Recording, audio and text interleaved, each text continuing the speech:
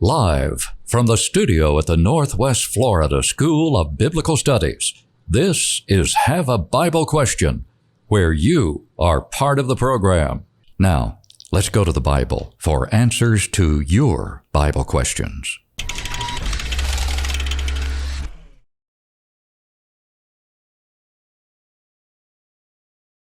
All right, I want to back up.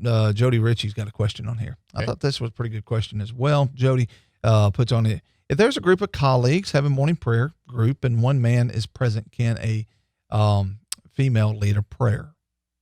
Now, there's several passages that we'd be going to on this, but behind that question is an understanding that men are the ones that are called to lead in the worship settings and things. And it says in verse 11, 1 Timothy chapter 2, let the woman learn in silence with all subjection, but I suffer not a woman to teach, nor to usurp authority over the man, but to be in silence. For Adam was first formed, then Eve, and Adam was not deceived, but the woman being deceived was in the transgression. Notwithstanding, she shall be saved in childbearing if they continue in faith and charity, holiness, with sobriety. All right, this is actually a question that's come to me several times, and one of the things I would say is that first and foremost, if there is a Christian man there, then the Christian man should lead the prayer. But if there's not a Christian man there, then I believe it is perfectly fine for a Christian to lead the prayer. Now, somebody brought this up to me and said, yeah, but would that set the wrong example? Well, if it would bother your conscience, then I wouldn't do it.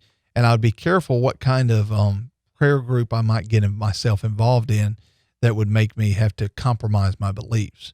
Because there's several options, I'm sure, of what you can do. I'm reminded of a story that was goes back years ago about a small congregation. There was of women, and a man started attending, and they were a little uncomfortable about it, but he was not a Christian, and so they continued leading their worship service in this little country congregation where there was not any men. Even though he was there, he was not a Christian, but he obeyed the gospel. And that first Sunday he obeyed the gospel, he turned into prayer leader, song leader, preacher, everything, because they said, now that you're a Christian, we're not going to usurp authority. We're going to learn in silence what you do. Now, I don't know if that's the best example. Maybe they could have gotten somebody else, but you see where their heart is. Mm-hmm. So I think that's important.